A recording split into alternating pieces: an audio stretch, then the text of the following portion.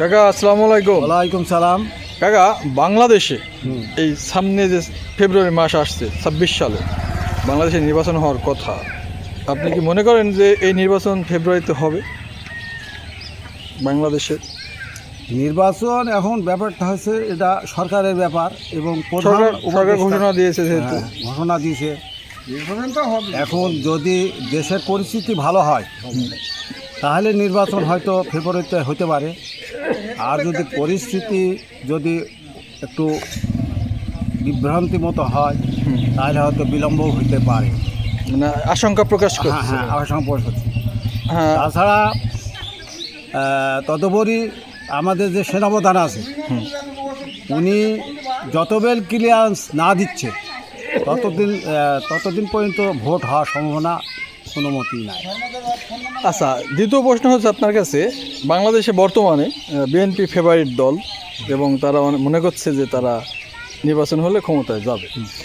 অন্যদিকে জামাত ইসলামী সহ চরমনায় যে ইসলামী আন্দোলন বাংলাদেশ, তারা আজ থেকে কর্মসূচি দিয়েছে মাঠে যে তারা পেয়ার ভোট চায়, পেয়ার পদ্ধতিতে।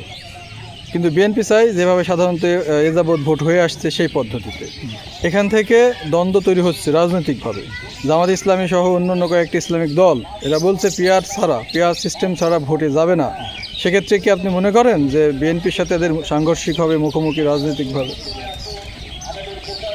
এখন এটা ভোটের ব্যাপার, ব্যক্তিগত বিষয় এটা। আর জামাতের ব্যক্তিগত বিষয় এবং বিএনপিরও এটা ব্যক্তিগত বিষয়। বিএনপি হয়তো ধরবে যে আমার ভোটটা দ্রুত হয়ে গেলে ভালো, আর এরা বিলম্ব করছে যে আমাদের লোক সংখ্যা এবং জনগণকে আমরা বুঝি, তাছাড়া বিভিন্ন রকম সংস্করণ আছে, সেইগুলি যদি তারা ওকে করি ভোটে যায় তাহলে আমার মনে হয় জনগণ যেটা চাচ্ছে সেই দিকেই মনে করো অধিকাংশ লোকই দেখা যায় যে জামাত আজ হয়তো 100 বছর তারা দল চালিয়ে যাচ্ছে, এখনও তারা হয় নাই। কিন্তু অধিকাংশ লোক বলছে বিএনপিকে দেখছি, আওয়ামী লীগকে দেখছি, নাগলকে দেখছি, তারা ইতিপূর্বে ভোট করেছে, তাহলে জামাত এ পর্যন্ত আসে নাই, তাহলে আমরা জামাতকে এখন অধিকাংশ লোক ভোট দেওয়ার জন্য আশাবাদী। কিন্তু আপনি কি মনে করেন যে জামাত ইসলামী ক্ষমতায় যেতে পারবে এবার ভোটের মাধ্যমে? এখন যদি এই দেশের জনগণ 20 কোটি যদি চায় তাহলে তারা অবশ্যই যেতে পারে। জনগণ চাইলে তো সম্ভব। হ্যাঁ, বাট জামাত ইসলামী যে ভোট ব্যাংক এ পর্যন্ত আমরা দেখেছি বিভিন্ন ইলেকশনের বিশ্লেষণ, স্বাধীনতার পর থেকে অনেকগুলো ইলেকশন হয়েছে। তো আপনার কাছে কি মনে হয় যে এই 151টা সিট ভোটের মাঠে জামাত ইসলামী কভার করতে পারবে? জামাত ইসলামী মানে 151টা হয়তো পারবে না, তবে ওরা চেষ্টা করবে, কিন্তু তারা সিট কোথাও যে পর্যন্ত পাইছে তার দ্বিগুণ হতে পারে। ও, আপনি মনে করছেন যে জনপ্রিয়তা আগে সে বাড়বে? হ্যাঁ, বাড়বে। হ্যাঁ, আগে যেগুলো দেখা গেল 25টা বা 20টা পেয়ে, তারপরে যদি জনগণ বিশ্বাসী মনে করি যে না আমরা এটা একটা ইসলামিক দল, আমরা হয়তো সবাই ইসলামিক দিকটা ভালোবাসি, সেই মনে করি যদি বলে তাহলে হয়তো জামাতেরও আশঙ্কা থাকতে পারে। আপনি মনে করছেন যে জামাতের সম্ভাবনা আছে? আছে। তাই মামা, এবার কাকে ভোট দিবেন? কেমন সরকার চান? মানে সরকার কেমন হলে আপনার জনগণ হিসেবে আপনি খুশি হবেন? সরকার তো আওয়ামী লীগ বিরোধিতাই ছিল মামা। হ্যাঁ, মানে কেমন সরকার হলে দেশের জন্য ভালো আপনি মনে করেন? আমাদের দেশ ভালো যে সরকার চালাবে। মানে বলুন যে কেমন সরকার চান মামা।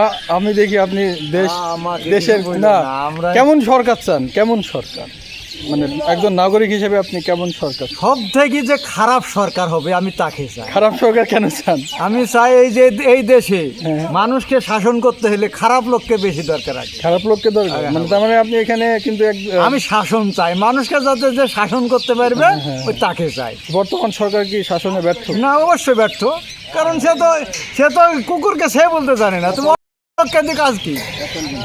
তাহলে আপনি বলতে চাচ্ছেন যে আমাদের শক্তিশালী, অবশ্যই সাহসী, শক্তিশালী এবং তার দাপট থাকতে হবে, এরকম সরকার দরকার। তাহলেই শাসন করা হ্যাঁ, সম্ভব। আমাদের বাংলাদেশের মানুষ হয়ে গেছে কুত্তার থেকেও খারাপ।